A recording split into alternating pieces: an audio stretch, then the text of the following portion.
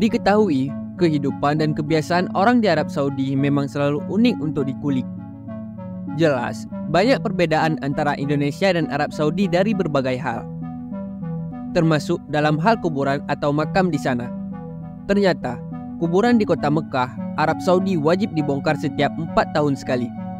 Berbeda halnya dengan di Indonesia, yang tak pernah membongkarnya kecuali ada sesuatu hal yang mengganjal di hati keluarga ditinggalkan. Selain itu, kuburan di Mekah memiliki perbedaan yang sangat signifikan dengan kuburan yang ada di Indonesia. Perbedaan yang paling mencolok di antara keduanya adalah perihal batu nisan. Tidak hanya itu, ada fakta yang juga cukup mencengangkan di kuburan Mekah, yaitu bahwa setiap 4 tahun sekali, kuburan akan dibongkar dan jenazah akan dipindahkan. Sebelum kita melanjutkan, jangan lupa like, komen, dan subscribe ya sahabat.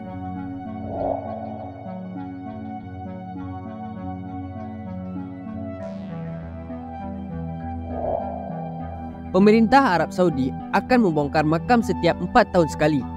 Hal itu dilakukan karena alasannya adalah lahan pemakaman di Mekah sangatlah terbatas. Meskipun demikian, tidak ada penjelasan tentang akan dibawa kemana tulang belulang yang sudah diangkat. Diketahui bahwa kuburan yang dimaksud adalah kuburan atau makam Jannatul Mala di kota Mekah, Arab Saudi. Mala dalam bahasa Arab memiliki arti tanah yang lebih tinggi. Jika dilihat langsung, posisi pemakaman Mala yang terletak di Jalan Al-Hujun, Mekah itu memang berada di kaki Bukit Hujun. Pemakaman Jannatul Mala berjarak 1 km dari Masjidil Haram, merupakan makam yang menyimpan jenazah orang yang meninggal di Mekah. Dikatakan bahwa komplek pemakaman ini sudah ada sejak 1700 tahun yang lalu, yang berjarak 25 menit dari Masjidil Haram jika ditempuh dengan berjalan kaki.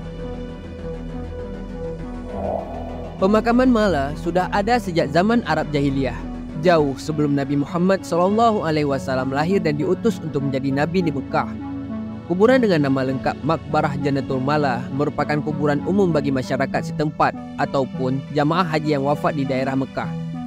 Mala punya cerita sejarah yang penting bagi umat Islam, sehingga kerap diziarahi walau terkadang hanya boleh dari luar pagar.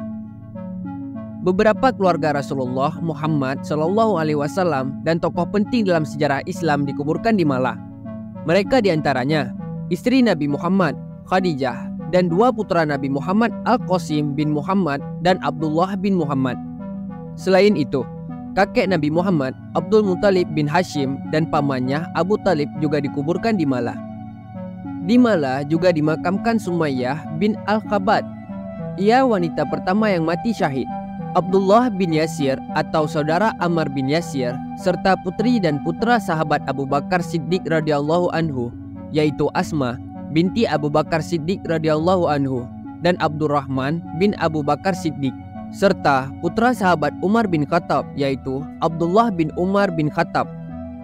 Di masa-masa awal, kuburan Mala dilengkapi dengan beberapa bangunan dan batu nisan yang berukuran besar. Di pemakaman ini ada kubah besar yang menaungi makam Siti Khadijah.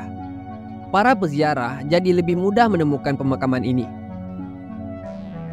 Namun, sejak Raja Abdul Aziz Al-Saud berkuasa di Saudi pada tahun 1925, bangunan dan nisan besar itu dihancurkan dan hanya menyisakan tanah setinggi 1 jengkal dan batu-batu kecil sebagai penanda makam. Termasuk kubah itu juga diratakan agar tak dikeramatkan oleh peziarah. Selain itu, para ulama Indonesia pun banyak yang dimakamkan di Al-Mala. Di antaranya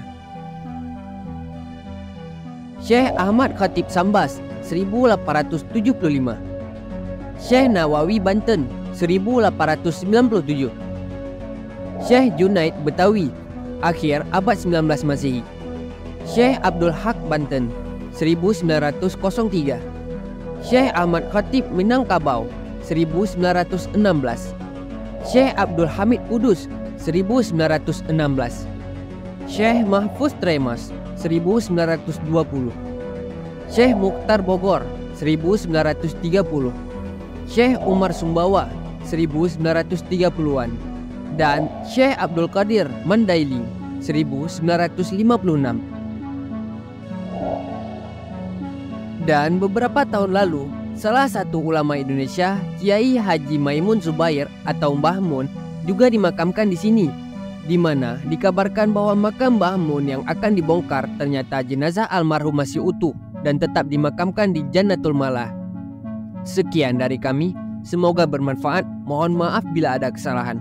Wassalamualaikum warahmatullahi wabarakatuh.